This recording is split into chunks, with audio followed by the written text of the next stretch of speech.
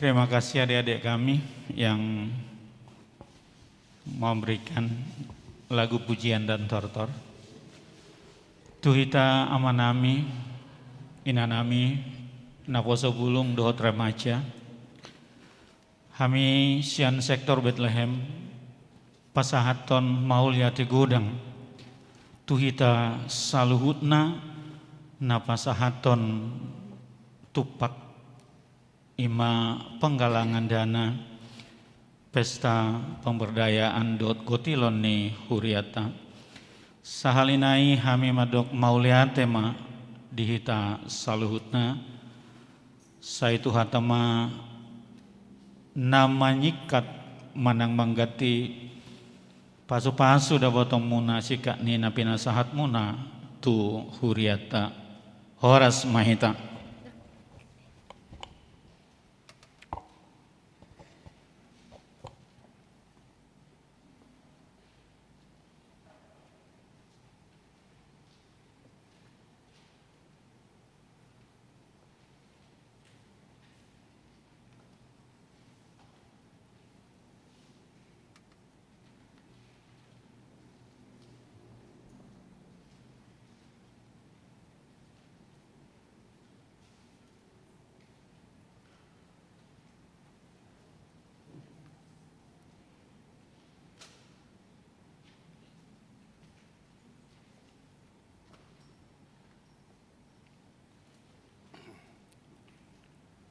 Shalom. Selamat hari Minggu buat kita semua. Sebelum kita memulai ibadah kita saat teduh sejenak. Saat teduh dimulai.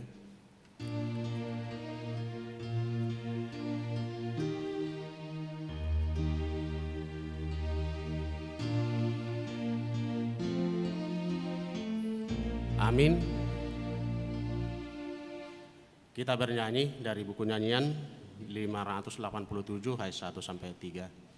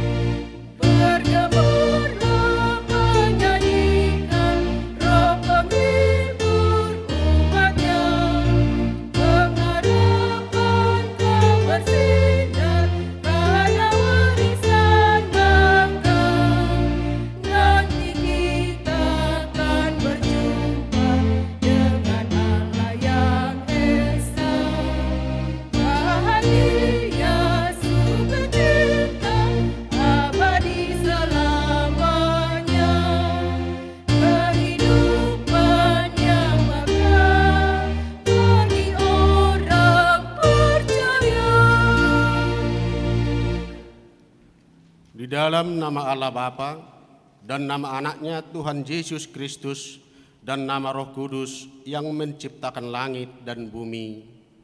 Amin. Allah yang telah mengasihi kita dan yang telah mengutus anaknya sebagai pendamaian bagi dosa-dosa kita. Saudara-saudaraku yang kekasih, jikalau Allah sedemikian mengasihi kita, maka haruslah kita juga saling mengasihi. Haleluya.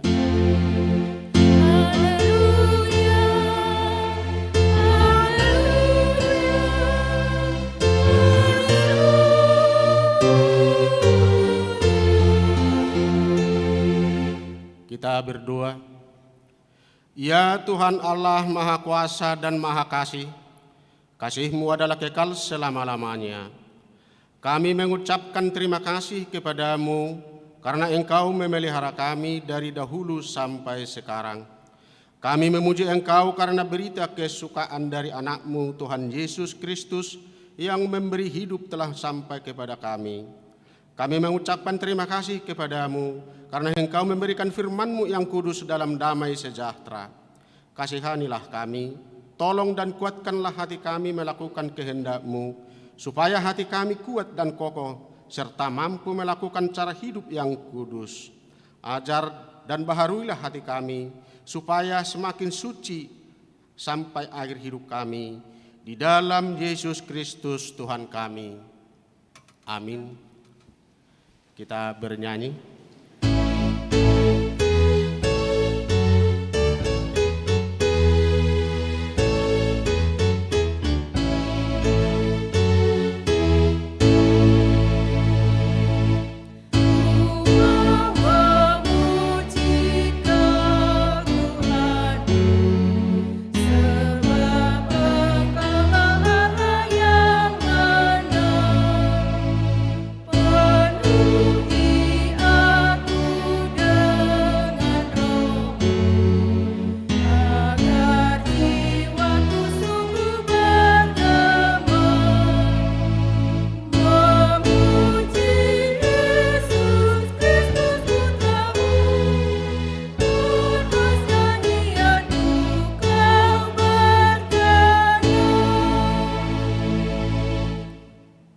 Dengarlah hukum Tuhan di minggu kita hari ini yang diambil dari titah pertama sampai dengan titah ke-10.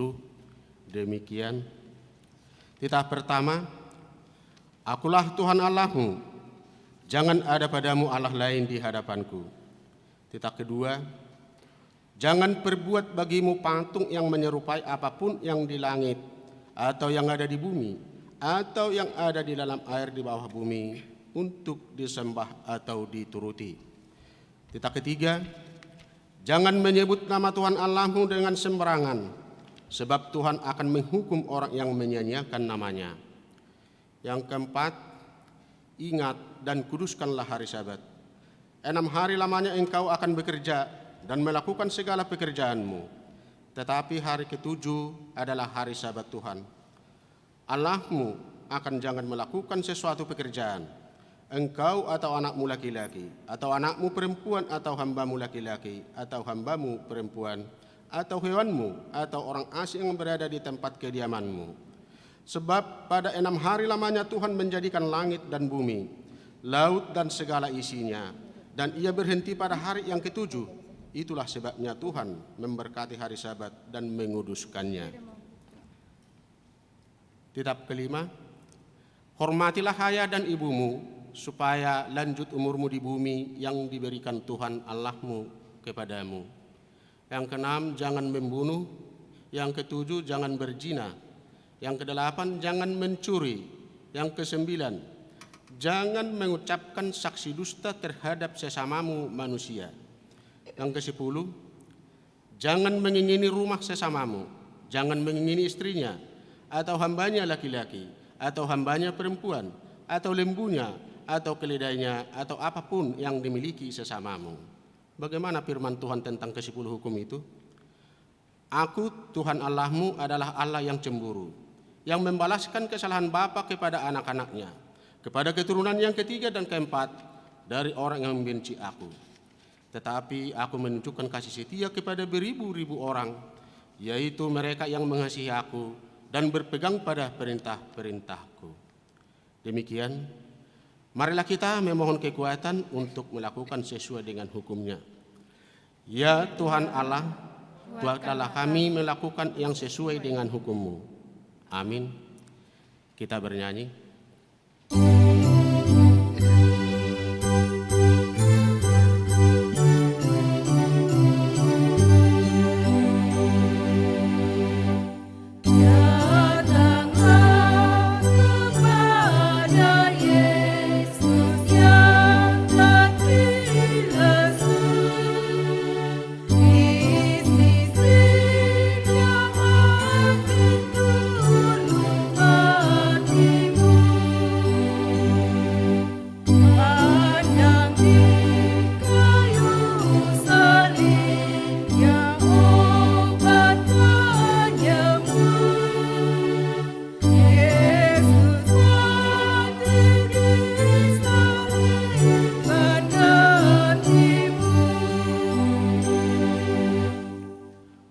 Marilah kita merendahkan diri untuk mengaku dosa kita.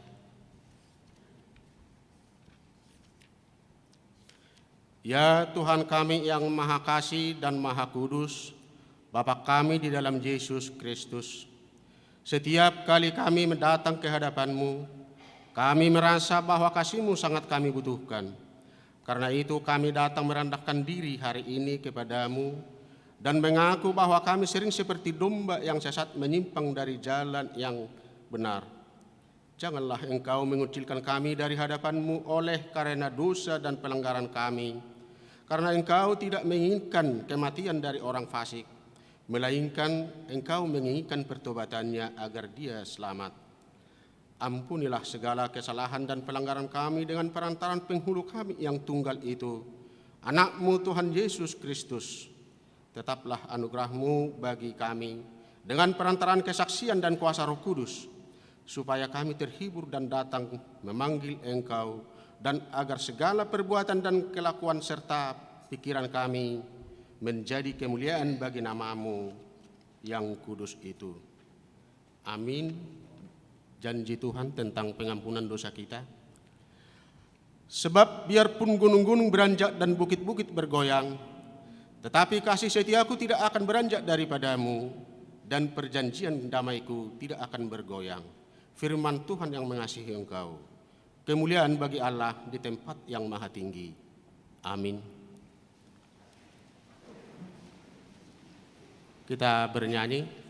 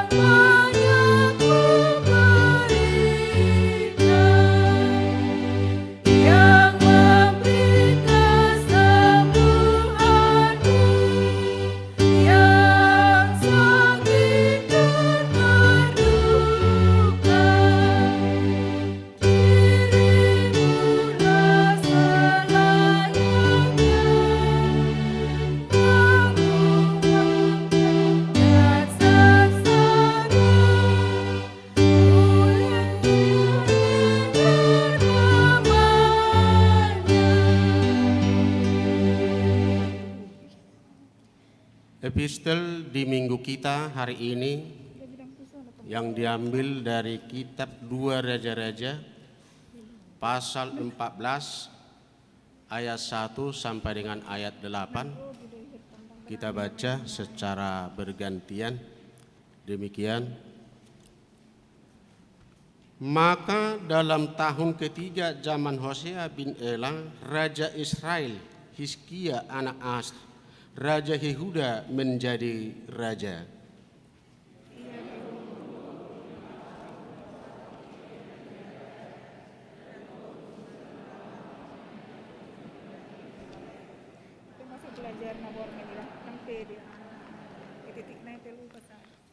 Ia melakukan apa yang benar di mata Tuhan, tepat seperti yang dilakukan Daud bapa leluhurnya.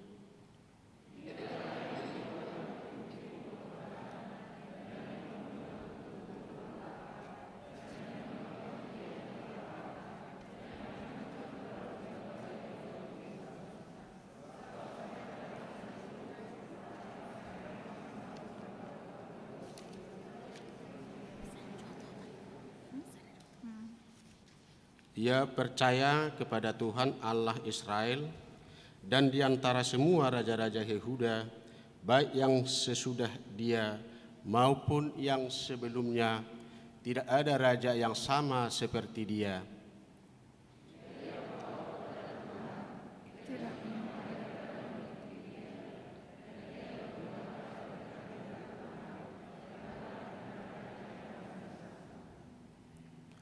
Maka Tuhan menyertai dia, kemanapun juga ia pergi berperang, ia beruntung.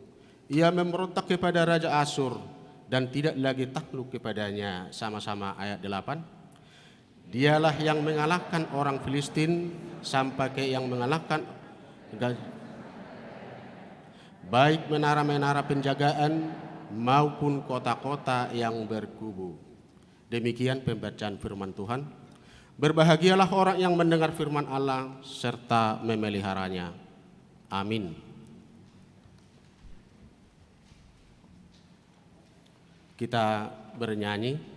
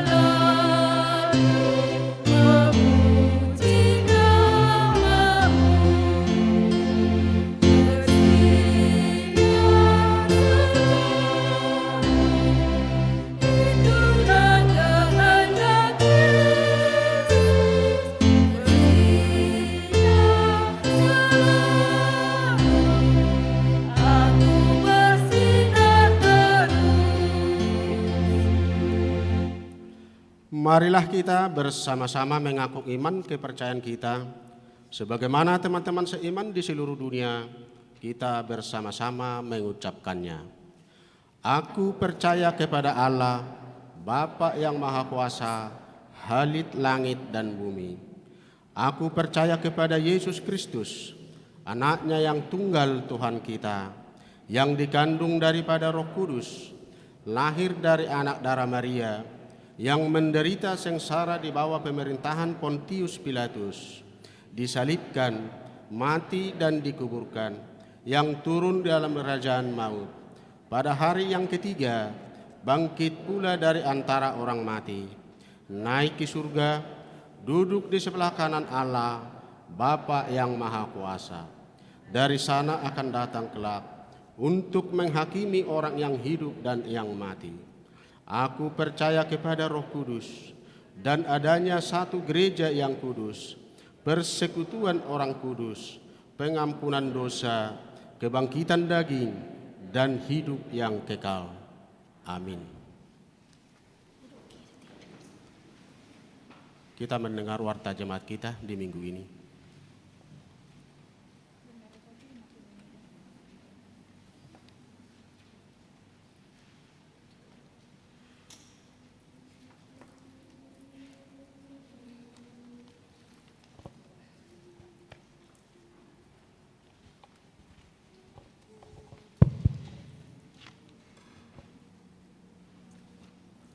Salam, selamat hari Minggu bagi kita semua. Marilah kita ikuti sejenak warta jemaat gereja kita pada Minggu 31 Oktober 2021. Yang pertama, nama Minggu. Nama Minggu kita hari ini Minggu ke-22 setelah Trinitatis, artinya ketritunggalan Allah. Topik Minggu, Injil yang membaharui. Yang kedua, kebaktian sekolah minggu. Kebaktian sekolah minggu di Patupa secara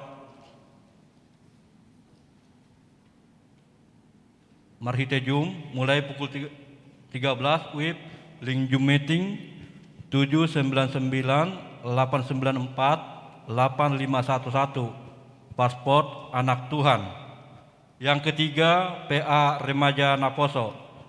Di hari Sabtu tanggal 6 November 2021 akan dilaksanakan PA Remaja Naposo secara virtual melalui Zoom. Masuk pukul 19 WIB, link akan diberikan kepada para halado sektor. Yang keempat, kelompok sektor ibadah minggu tanggal 7 November 2021. Yang pertama, pukul 7.30 sektor Nazaret, Judea, Efesus, Bethlehem. Yang kedua, pukul 10 sektor Sion, Roma, Kolose, Korintus. Yang ketiga, pukul 15 sektor Betani, Galatia, Filipi, Kanaan. Ibadah sektor dihimbau untuk seluruh jemaat agar tetap melaksanakan ibadah sektor di rumah masing-masing pada hari Rabu tanggal 3 November 2021 masuk pukul 20 WIB atau jam 8 malam. Untuk persembahan ibadah sektor bisa kita sampaikan ke para halado sektor kita masing-masing. Yang keenam, warta pemberkatan nikah.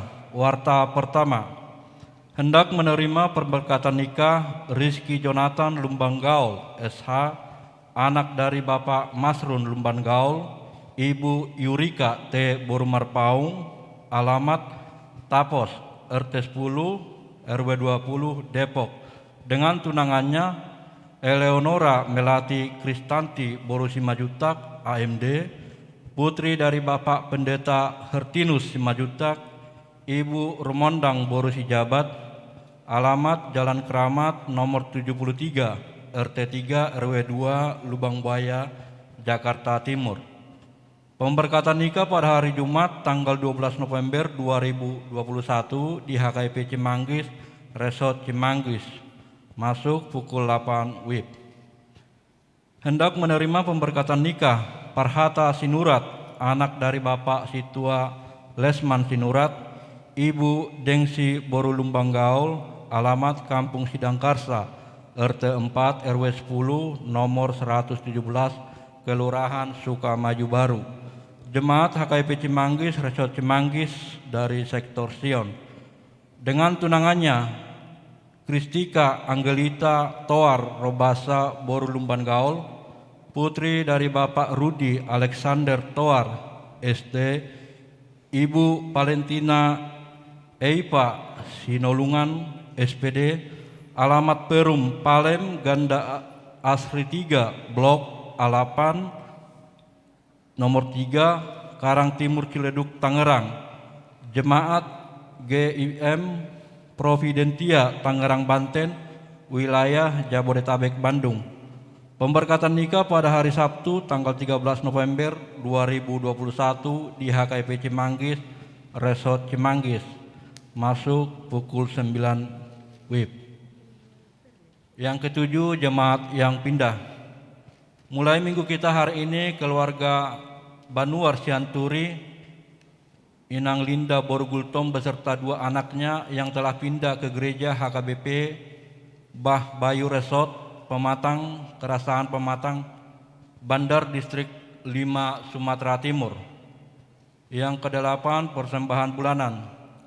Gereja kita mengucapkan terima kasih banyak untuk jemaat kita yang sudah melunasi persembahan bulanan, dan untuk jemaat kita yang ingin membayar persembahan bulanan bisa melalui transfer atau bisa disampaikan ke para halado sektornya masing-masing. Yang ke-9, kegiatan sektor tahun pemberdayaan dan pesta Gotilon. Yang pertama di tanggal 31 Oktober 2001 jam 7.30 WIB Bethlehem. Yang kedua tanggal 31 Oktober 2021 pukul 10 Roma. Yang ketiga tanggal 7 November 2021 jam 7.30 WIB sektor Nazaret. Yang keempat, tanggal 7 November 2021 pukul 10 WIB, sektor Korintus. Dihimbau sektor yang sedang melakukan kegiatan mengikuti ibadah sesuai dengan ketentuan dan jadwal di atas. Yang ke-10, jumlah jemaat yang mengikuti ibadah Minggu 28 Oktober 2021 sebanyak 578 orang. Yang ke-11, jemaat yang berulang tahun. Ulang tahun kelahiran 41 orang, ulang tahun pernikahan 5 keluarga. Pendeta dan Majelis HKBP Manggis menyampaikan selamat ulang tahun kelahiran dan pernikahan periode tanggal 25 sampai dengan tanggal 31 Oktober 2021. Firman Tuhan yang menyempurnakan sukacita mereka tertulis di Mazmur 23 ayat 6, kebajikan dan kemurahan belaka akan mengikuti aku seumur hidupku dan aku akan diam dalam rumah Tuhan sepanjang masa. Ke-12, persembahan bulanan atau tahunan. Jemaat yang memberikan persembahan bulanan tahunan minggu ini sebanyak 7 kepala keluarga sebanyak 1.950. Keuangan gereja, Huria 10.063.000 rupiah, pembangunan 1.577.000 rupiah, Pusat 1.287.000 rupiah, jumlah 12.918.000. Jika ada persembahan yang tidak tercantum dalam warta, mohon diinformasikan kepada majelis untuk diperbaiki pada minggu berikutnya. Demikianlah warta jemaat minggu ini. Tuhan memberkati persembahan umatnya untuk kemuliaan namanya. Amin.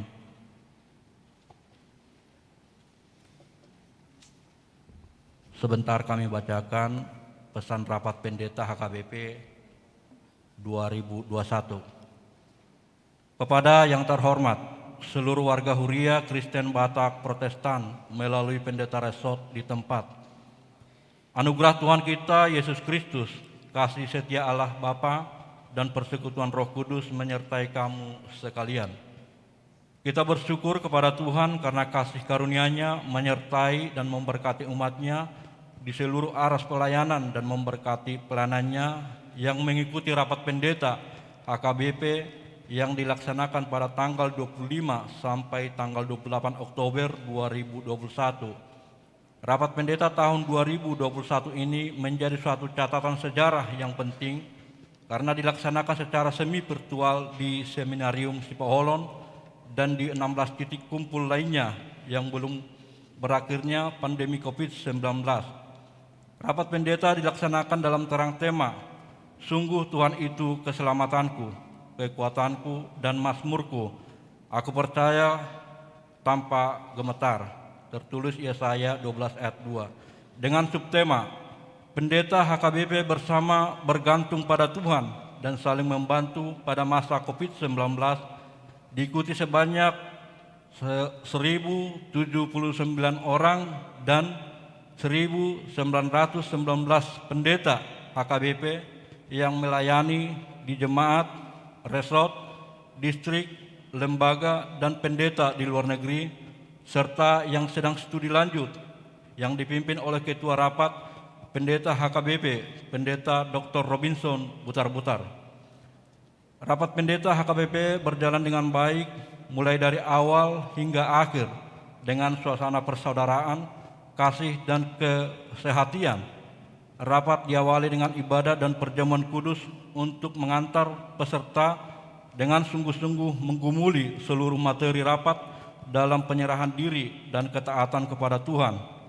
Benar bahwa kerinduan perjamuan secara tatap muka tidak dapat diwujudkan sebagaimana biasanya pada rapat pendeta ini yang diharapkan sebagai wadah untuk saling berbagi pergumulan dan mendoakan serta saling menopang atas pergumulan yang dialami oleh karena rapat dilaksanakan di tempat yang berbeda-beda.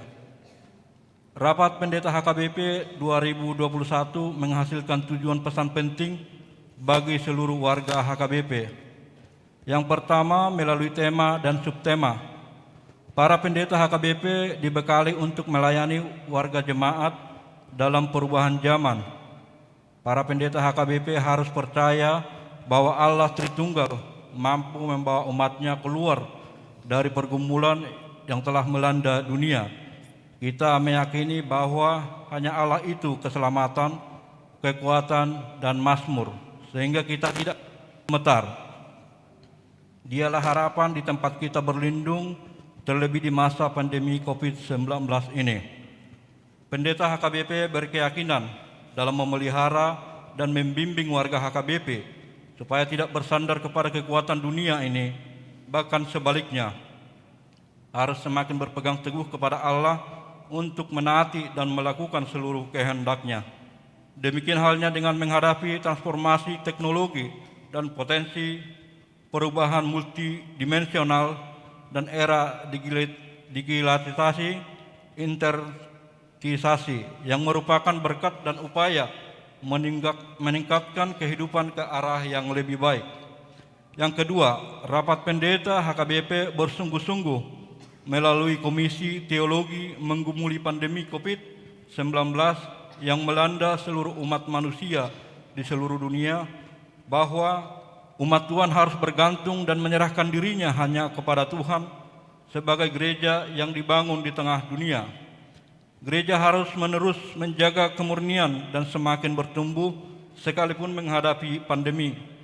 Sungguh-sungguh mengupayakan dan pemeliharaan kehidupan yang adalah pemberian Allah agar menjadi kesembuhan dan keselamatan bagi semua.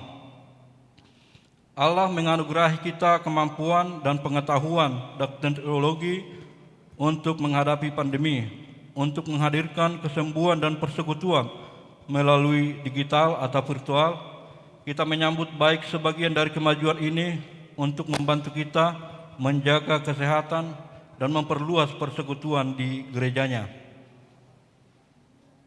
Para pendeta juga sungguh menggumuli hal-hal yang dapat meningkatkan pelayanan gerejanya dari tingkat jemaat sampai tingkat pusat, yaitu penyertaan iman di tengah pandemi dan revolusi industri. Agenda HKBP dalam pelayanannya tertentu petunjuk pelaksanaan Ruhut Permahanion Dohot Pamisangion atau RPP HKBP untuk memenuhi panggilan Allah di dunia ini. Yang ketiga, para pendeta HKBP menggumuli kerusakan lingkungan hidup yang masih terjadi dan mengakibatkan penderitaan bagi manusia, hewan, dan tumbuh-tumbuhan. Berlandaskan konvensi HKBP, kita menyuruhkan agar gereja, pemerintah, dan pengusaha bekerja sama menjaga kelestarian lingkungan hidup. Keempat, kita bersyukur atas kerja bersama seluruh warga jemaat dan pelayan HKBP untuk memenuhi tanggung jawabnya terhadap dana pensiun HKBP dengan berbagai cara seperti pengumpulan dana gerakan Rp1.000 dan lain-lain, sehingga HKBP dapat membayar utang ke dana pensiun sebesar 97.280.000.000 dari Januari sampai Oktober 2021. Dan kita berharap dapat mengumpulkan dana sebanyak 47.miliar 515.074.429 rupiah pada Desember 2021 hingga bulan Januari 2022. Dengan demikian dana pensiun HKBP sudah bisa pindah dari program pensiun manfaat pasti atau PPMD ke program pensiun iuran pasti atau PPIP yang diurus dana pensiun lembaga keuangan, dengan harapan kita lepas dari masalah dana pensiun yang telah terjadi dalam waktu yang sangat lama. Yang kelima, peserta rapat bersungguh-sungguh mengoptimalkan pelayanan di gereja dengan mengupayakan sentralisasi keuangan HKBP yang akan mengatasi persoalan mutasi dan kita harapkan dapat terlaksana pada tahun 2022. Kajian yang mendalam telah dimulai oleh tim kaji sebelum kajian ini disampaikan kepada seluruh warga jemaat dan pelayanan di seluruh gereja HKBP untuk mensukseskan rencana baik ini. Maka perlu terlebih dahulu diperoleh berbagai data termasuk perbalajon pelayanan penuh waktu dari semua gereja HKBP. Keenam, rasa persaudaraan para pendeta HKBP semakin baik dengan Tupak Liat Padita atau TLP, dan dana solidaritas pendeta sebagai upaya saling membantu terutama para pendeta yang menghadapi kesulitan dan pergumulan dalam pelayanan di gereja dan masyarakat. Yang ketujuh, melalui rapat tersebut telah terpilih Ketua Rapat Pendeta HKBP periode 2021-2025, yaitu Pendeta Maulius Siregar, STH. Mari kita mendoakan dan mendukung untuk melakukan tugas sebagai KPR agar pelayanan para pendeta HKBP semakin membaik. Demikianlah pesan rapat pendeta HKBP 2021 ini kami sampaikan kepada seluruh warga jemaat HKBP. Kiranya Tuhan menguatkan dan menopang umatnya untuk melakukan kehendaknya bagi kemuliaan namanya dan menjadi berkat bagi dunia. Kita mempercayai bahwa Allah akan melepaskan gerejanya dan memampukan umatnya menghadapi semua tantangan di setiap masa. Seminarium Sepoholon 28 Oktober 2021 atas nama seluruh pendeta HKBP, Eporus HKBP, Pendeta Dr. Robinson Butar-Butar. Demikianlah pesan rapat pendeta HKBP 2021. Terima kasih.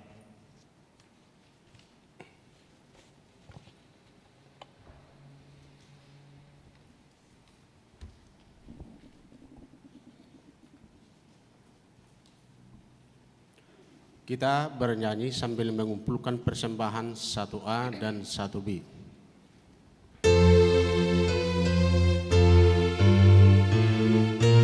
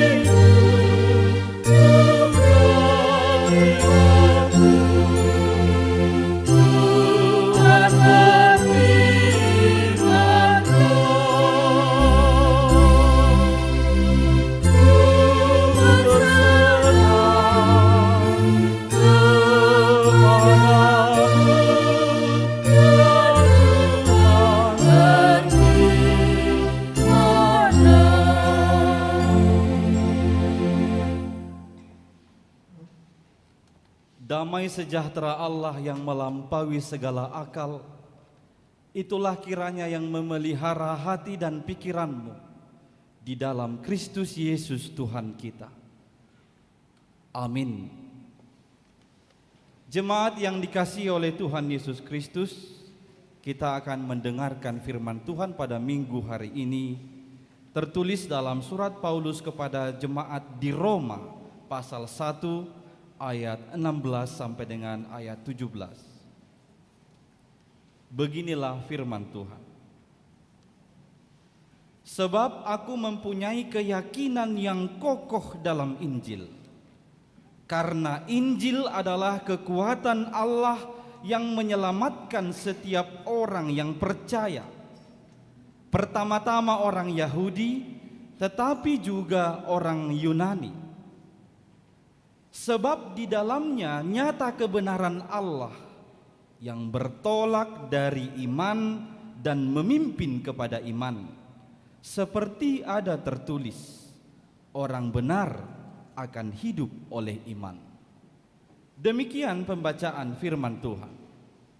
Jemaat yang dikasihi oleh Tuhan Yesus Kristus, dua ayat yang baru kita bacakan ini telah menginspirasi seorang anak Tuhan bernama Dr. Martin Luther.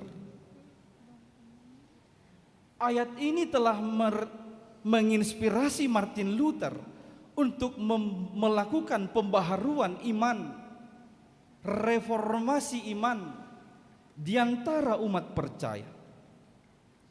Pada tanggal 31 Oktober 1517, yang pada hari ini genap 504 tahun yang lalu, Martin Luther menempelkan 95 dalil di depan pintu gereja katedral di Wittenberg, Jerman, yang menyuarakan tentang kehidupan keberimanan umat percaya harus direformasi, harus diperbaharui.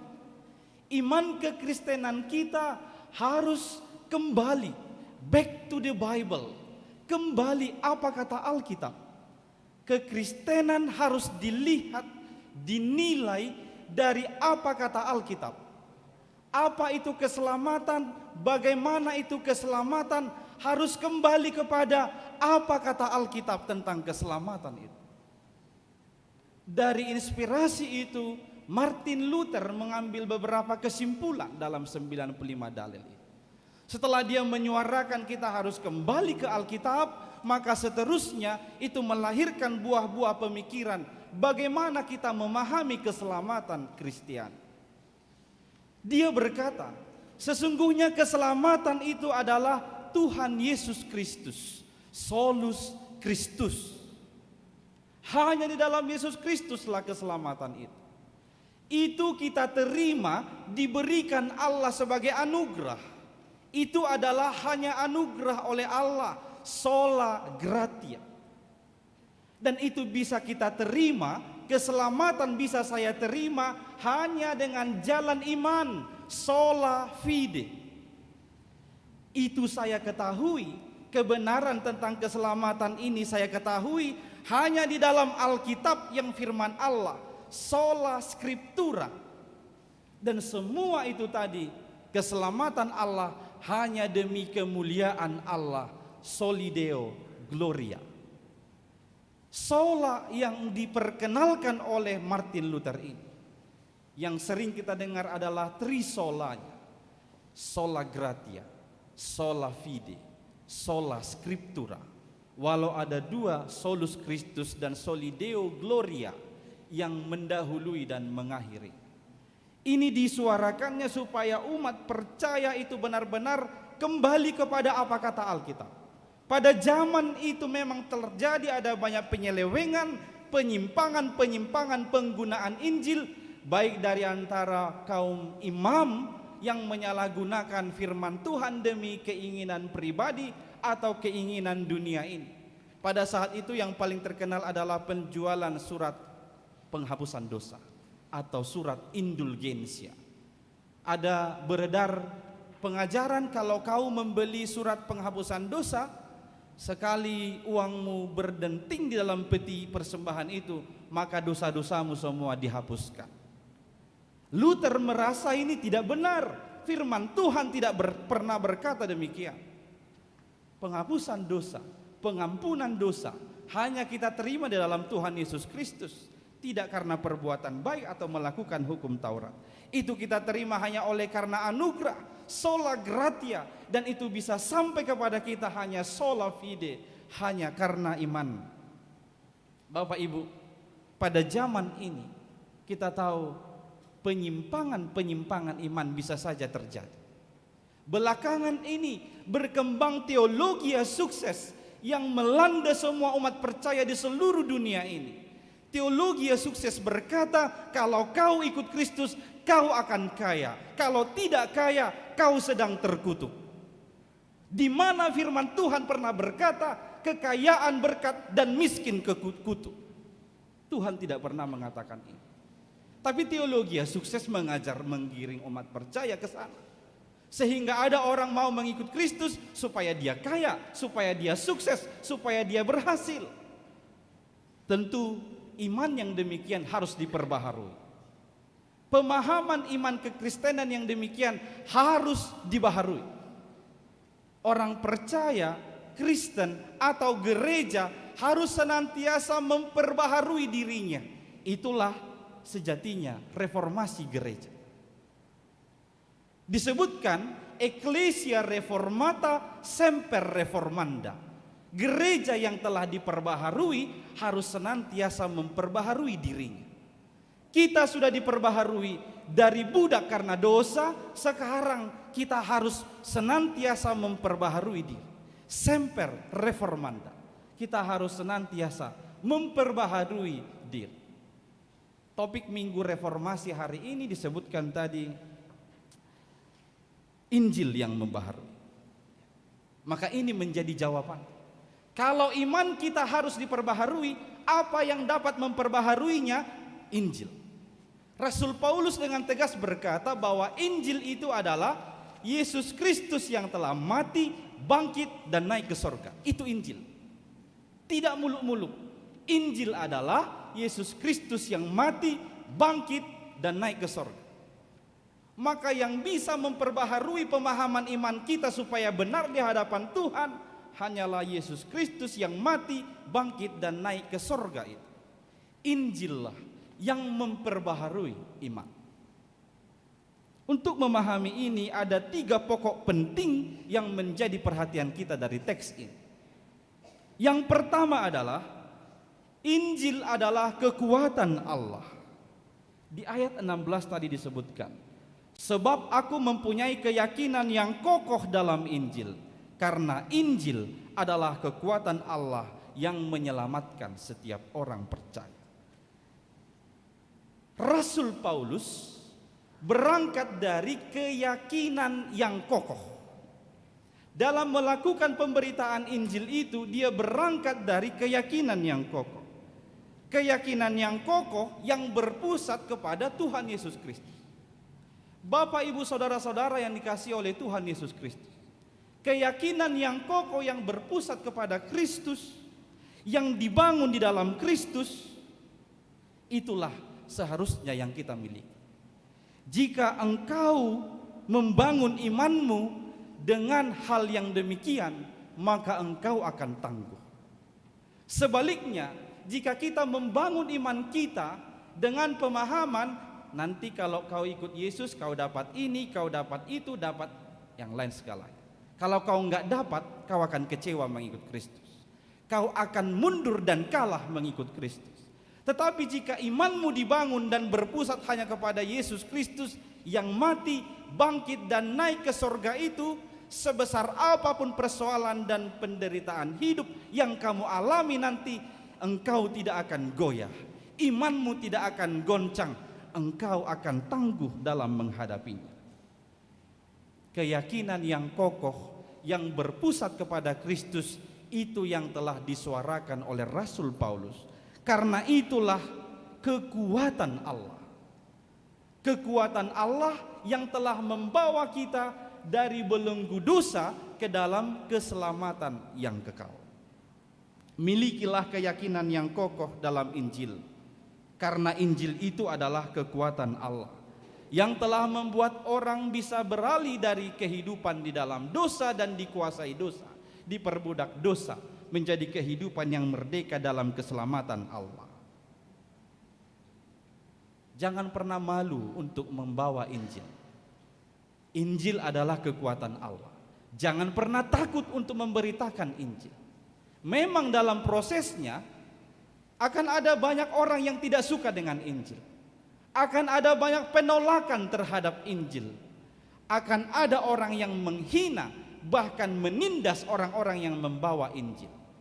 Tapi jika imanmu sudah dibangun dengan kokoh di dalam Yesus Kristus, itu semua tidak akan membuatmu goyah, tidak akan membuatmu goncang. Maka berikanlah dirimu diperbaharui setiap mendengarkan Injil. Rasul Paulus, dia berubah menjadi seorang rasul yang gigih. Itu adalah karena Injil.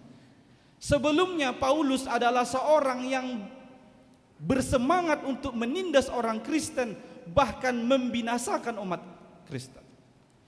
Hingga suatu saat, karena semangatnya mau membunuh orang Kristen, di tengah perjalanan menuju Damsyik atau Damaskus, dia ditangkap oleh Allah. Injil menangkap Paulus. Injil atau Yesus Kristus menangkap Saulus, yang nama awalnya memang Saul. Setelah dia ditangkap, sekarang dia diperbaharui oleh kekuatan Allah. Dulu Rasul Paulus yang menjadi musuh Kristen, sekarang dia menjadi Rasul Allah yang dengan gigi dan semangat memberitakan tentang Yesus Kristus. Dulu seorang yang ditakuti sebelum Injil itu sampai kepadanya, setelah menerima Injil dia diperbaharui, dia menjadi sahabat bagi semua. Itulah kekuatan Injil yang telah memperbaharui kehidupan Rasul Paulus. Kita tahu, kita orang Batak pun telah mengalami pembaharuan setelah menerima Injil. Dulu kita yang tidak mengenal ilmu pengetahuan, tidak mengenal bagaimana hidup bersih, tidak mengenal bagaimana supaya menjaga kita supaya tetap sehat, oleh kedatangan Injil yang dibawa oleh misionaris telah mengubah, memperbaharui pola hidup orang Batak dahulu, sehingga dia seperti sekarang ini. Injil adalah kekuatan Allah. Hal yang kedua yang perlu kita perhatikan adalah bahwa Injil adalah keselamatan untuk semua orang percaya. Keselamatan untuk semua orang percaya. Memang disebutkan dalam teks kita, Injil adalah kekuatan Allah yang menyelamatkan setiap orang percaya, pertama-tama orang Yahudi, tetapi juga orang Yunani. Pertanyaannya, apakah semua orang Yahudi diselamatkan? Tidak. Apakah semua orang Yunani diselamatkan? Juga tidak. Jadi siapa yang diselamatkan? Ada orang Yahudi yang diselamatkan, ada orang Yunani yang diselamatkan, ada dari bangsa-bangsa lain termasuk orang Batak yang diselamatkan, yaitu mereka yang percaya kepada Injil. Hanya orang yang percaya kepada Injil atau kepada Yesus Kristuslah yang memperoleh keselamatan itu. Jadi ini jelas, keselamatan Allah memang disediakan kepada semua. Tapi tidak semua selamat pada akhirnya, karena hanya orang yang percaya kepada Yesus Kristuslah yang akan diselamatkan. Ini yang disebutkan oleh Martin Luther tadi. Sola fide, hanya dengan iman kepada Yesus Kristuslah kita ini memperoleh keselamatan. Dan dia menegaskan bahwa perbuatan baik, tindakan amal, melakukan hukum Taurat dengan sempurna tidak dapat menyelamatkanmu. Yang dapat menyelamatkanmu hanya iman kepada Tuhan Yesus Kristus. Ingatlah 10 orang kusta yang datang kepada Yesus meminta kesembuhan. Oleh kuasanya Yesus menembuhkan 10 orang kusta ini. Tapi ingat, hanya 1 yang diselamatkan. Karena apa? Setelah yang 10 orang itu sembuh, hanya 1 yang datang kembali beriman kepada Tuhan Yesus Kristus. Yang 9 lagi kemana? Mereka pergi entah kemana. Maka semua kita memang dipanggil sekarang untuk menerima keselamatan itu. Tapi ingat, hanya orang yang percayalah yang akan diselamatkan. Maka janganlah biarkan imanmu goncang. Tuhan Yesus pernah mengingatkan murid-muridnya, imanmu akan goncang karena aku akan ditangkap dan disalibkan. Murid-murid berkata, oh enggak mungkin Tuhan. Petrus berkata, oh aku mau mati pun bersamamu, enggak apa-apa Tuhan. Hati-hati kau Petrus, 3 kali engkau akan menyangkal aku sebelum ayam berkokok. Akhirnya betul terjadi demikian. Petrus menyangkal Kristus. Karena apa? Petrus memahami Yesus Kristus itu hanya dengan kekuasaan mujizat yang diperbuatnya, tindakan-tindakan luar biasa yang diperbuatnya. Petrus tidak suka mendengar Golgata, tidak suka mendengar jalan salib, tidak suka mendengar kematian Sang Mesias. Sekarang coba tanyakan dalam hatimu, seberapa jauhkah engkau mengerti tentang arti Injil yang sesungguhnya? Apakah engkau memahami Injil selama ini hanya untuk kekayaan, kemakmuran, kebahagiaan, dan kesehatan? Injil, Alkitab berkata tidak. Yang ketiga ini yang terakhir, Injillah yang membuatmu benar.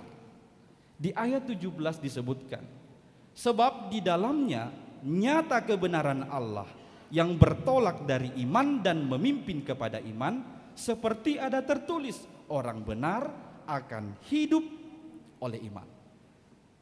Perjalanan orang benar dari iman memimpin kepada iman.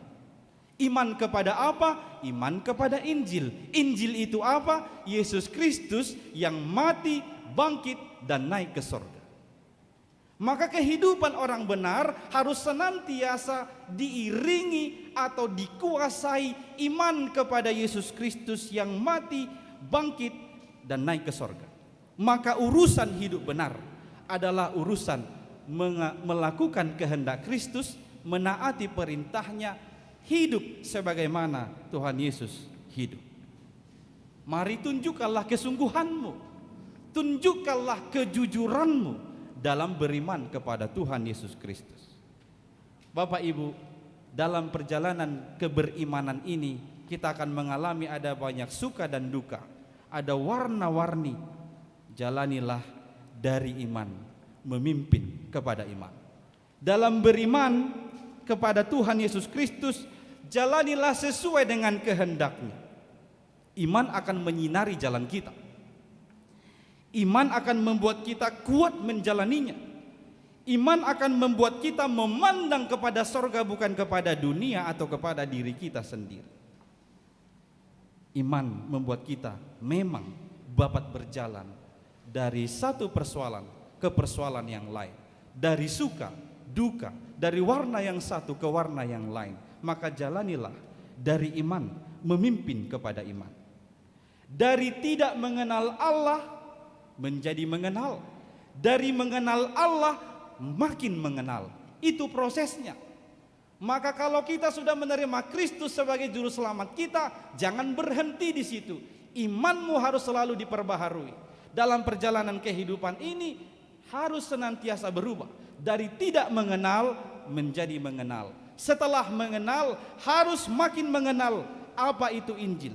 Iman senantiasa memenuhi segala gerak jalan hidup orang percaya.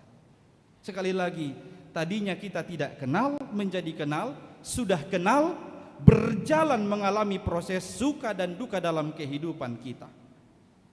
Kita harus terus bergerak. Terus bergerak. Terus bergerak walau ada suka dan duka yang akan kita hadapi di depan.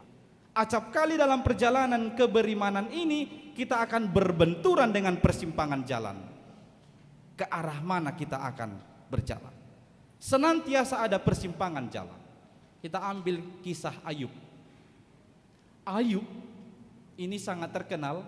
Dia seorang yang benar, yang takut akan Tuhan, mengalami penderitaan. Dia mengalami benturan di persimpangan jalan perjalanan kehidupannya. Tuhan membiarkan setan mencobai Ayub. Setan mengejek Ayub. Tuhan membiarkan dia mencobai. Tapi Tuhan bilang, boleh kuizinkan kau menguji imannya si Ayub ini, tapi jiwanya jangan kau ambil. Tidak ada hakmu dengan jiwanya. Perkataan itu Tuhan mau menunjukkan bahwa Tuhanlah yang berhak sepenuhnya atas kehidupan kita. Maka kalau ada orang yang takut dengan setan, jangan-jangan dia ini pengikut setan. Karena pengikut Kristus tidak akan takut dengan setan. Karena kuasa Kristus berada di atas para setan-setan. Dia menguasai seluruh. Kita lihat goncangan yang dihadapi Ayub. Hartanya habis terbakar. Anaknya mati semua. Istrinya sudah mulai menjauh dari dia. Teman-temannya meninggalkan dia. Sakit penyakit mengenai tubuhnya. Dia benar-benar tergoncang oleh apa yang dialami dalam perjalanan kehidupannya. Seorang yang kaya itu sekarang menjadi yang paling miskin. Dia sakit, dia ditinggalkan. Karena apa? Karena Ayub seorang yang benar dan takut akan Tuhan. Maka kalau ada yang bertanya, Amang Pendeta, bisa enggak orang yang benar itu mengalami penderitaan? Bisa. Ayub mengalaminya. Dia benar di hadapan Tuhan, dia takut kepada Tuhan, tapi dia jatuh miskin, anaknya mati, istrinya meninggalkan, teman-temannya meninggalkan, sakit penyakit diderita. Yesus Kristus juga demikian. Dia seorang yang benar, anak Allah, tapi dia mengalami penderitaan. Rasul Paulus juga mengalami hal yang demikian. Dia seorang yang gigih memberitakan firman Tuhan, tapi dia remuk hatinya, remuk kehidupannya. Dia pernah berkata bagaikan duri dalam daging karena sakit yang dialaminya dalam memberitakan Tuhan Yesus Kristus. Maka orang benar pun bisa menderita. Orang yang takut Tuhan pun bisa mengalami persoalan. Sekarang bagaimana? Apakah dia bertahan dalam kebenarannya, dalam kedekatannya kepada Tuhan Allah? Itu yang paling penting. Waktu mengalami gempa di persimpangan jalan, kemana engkau pergi? Kemana kita pergi ketika berhadapan dengan benturan di persimpangan jalan seperti yang dialami Ayub? Ayub jelas, dia pergi kepada Tuhan. Ketika dia mengalami benturan hidup di persimpangan jalan itu, dia kembali kepada Tuhan. Sempat dia menghujat Tuhan, kemudian dia berkata, Tuhan, aku menarik kata-kataku itu semua. Sekarang aku telah mengenal Engkau, bukan karena kata orang, tapi muka dengan muka. Aku telah bertemu dengan Allah, muka dengan muka. Bagaimana bisa di tengah-tengah penderitaan bertemu muka dengan Tuhan? Itu hanya karena iman. Hanya karena iman yang demikian yang membuat dia dapat melihat Allah ada di sisinya, menguasai kehidupannya. Maka Bapak, Ibu, saudara-saudari sekalian, jika Tuhan mengizinkanmu menderita saat ini, jangan menyerah, jalanilah dengan iman. Semua telah diaturnya, dan itulah yang terbaik bagimu dari Tuhan. Bagaimana saya memahami ini, Amang Pendeta? Caranya adalah beriman dengan benar. Hanya iman kepada Yesus Kristuslah yang membuat kita bisa memahami dan mengerti bahwa segala sesuatu telah dirancang oleh Tuhan demi kebaikan kita. Walau sekarang aku harus sakit, menderita dan menangis, aku tidak boleh menyerah. Tuhan telah merancang ini demi kebaikan kehidupan. Orang beriman tidak pernah mempeributkan kaya atau miskin, sakit atau sehat, beruntung atau rugi, sukses atau gagal. Karena dia hanya hidup dengan iman yang sejati. Dari iman kepada iman, terus bergerak di dalam iman yang benar kepada Tuhan Yesus Kristus. Senantiasa diperbaharui, semakin tangguh.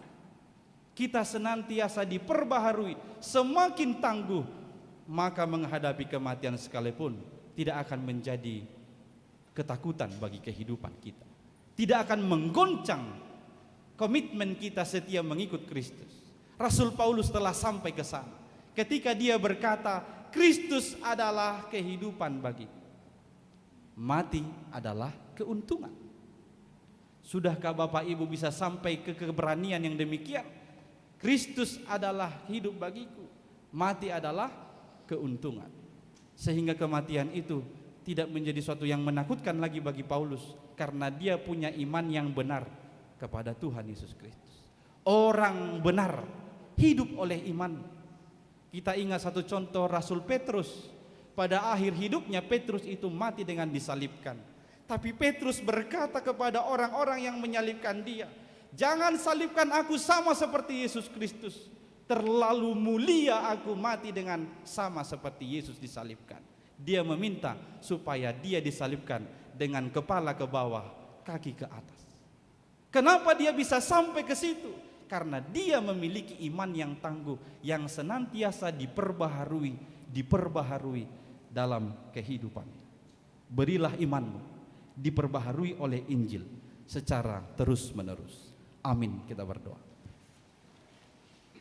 Terima kasih ya Allah, karena oleh Roh-Mu telah memimpin kami memiliki iman kepada Yesus Kristus yang mati, bangkit, dan naik ke sorga. Tuhan, ajar dan bimbing kami semua umat-Mu, supaya kami senantiasa diperbaharui oleh iman kepada Kristus.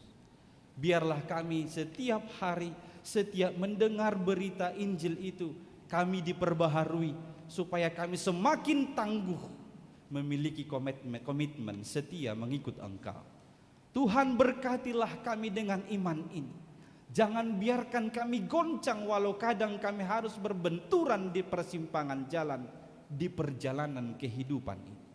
Jikalau Engkau harus mengizinkan kami menderita, kuatkan kami ya Tuhan. Jangan biarkan satupun dari antara kami menyerah. Kami percaya Engkau merancang kehidupan kami, mengatur kehidupan kami demi kebaikan. Maka apa yang Engkau izinkan terjadi, ajar kami mengerti itulah yang terbaik bagi kami. Tuhan, tolonglah kami semua umat-Mu supaya senantiasa berjalan dengan iman yang demikian.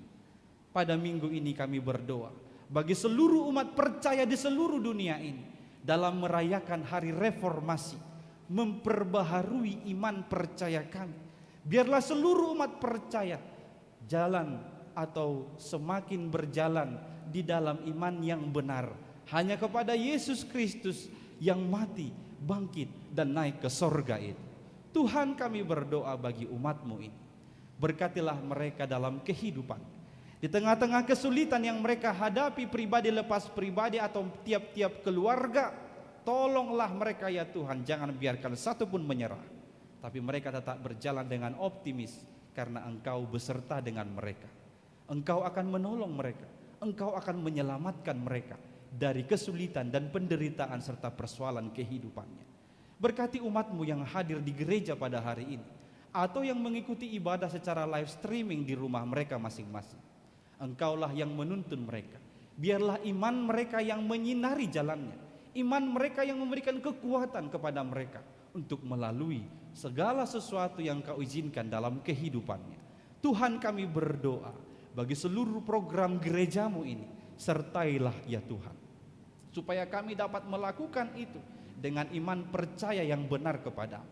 Jauhkanlah kami dari memandang dunia, memandang diri kami, tapi biarlah kami semua jemaat-Mu dan majelis memandang hanya kepada-Mu, memandang ke sorga dalam setiap tindakan kami sehari-hari. Tuhan, dengarlah doa ini yang kami sampaikan hanya melalui nama anak-Mu, Yesus Kristus, Tuhan dan Juru Selamat kami. Amin. Kita bernyanyi dari buku nyanyian HKBP 458 sambil mengumpulkan persembahan kedua. Tuhanku Yesus, bagi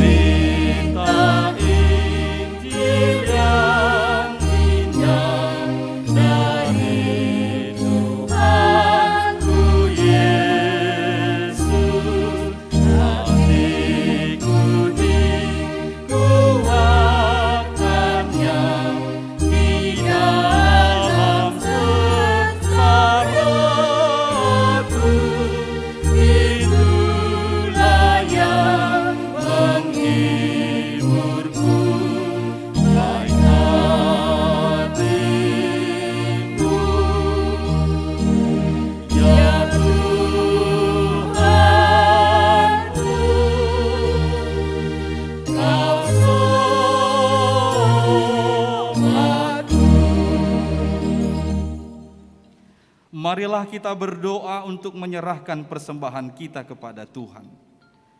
Ya Allah Bapa kami yang di surga, kami mengaku bahwa Tuhan adalah sumber dari segala karunia yang melimpah dalam kehidupan kami masing-masing.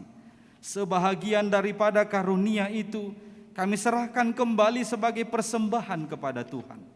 Terimalah dan berkatilah persembahan umat-Mu ini, agar dapat kami pergunakan untuk pekerjaan dan pelayanan kerajaan Tuhan di dunia ini. Bukalah hati kami untuk mengenal betapa banyak berkat dan karunia yang kami peroleh dari Tuhan, supaya kami senantiasa bersyukur kepadamu. Di dalam nama Yesus Kristus Tuhan kami. Amin.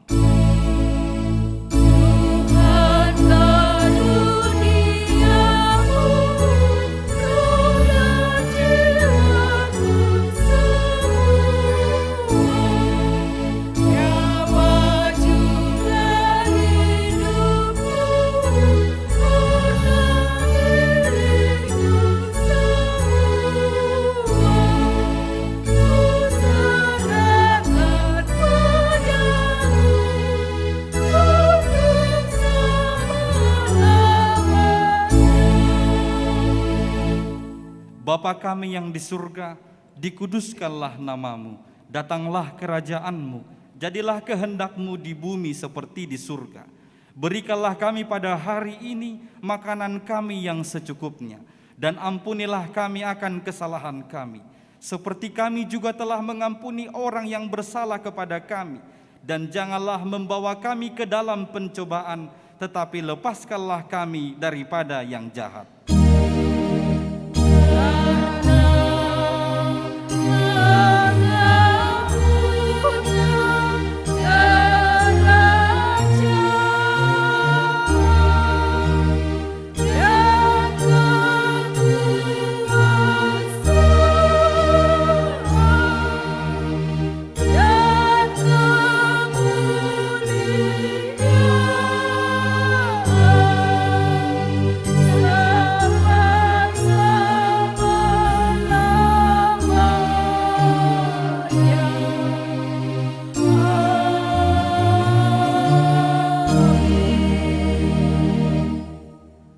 Pulanglah dengan sejahtera dan terimalah berkat dari Tuhan. Tuhan memberkati engkau dan melindungi engkau. Tuhan menyinari engkau dengan wajah-Nya dan memberi engkau kasih karunia. Tuhan menghadapkan wajah-Nya kepadamu dan memberi engkau damai sejahtera. Amin.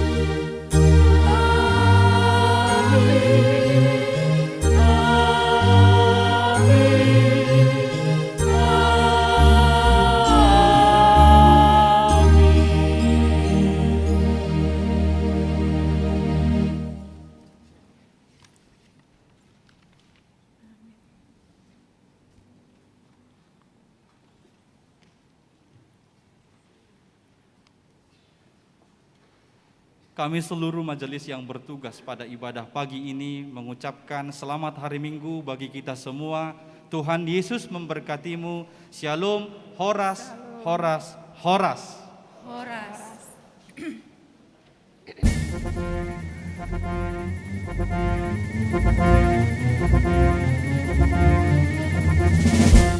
Uriana Pina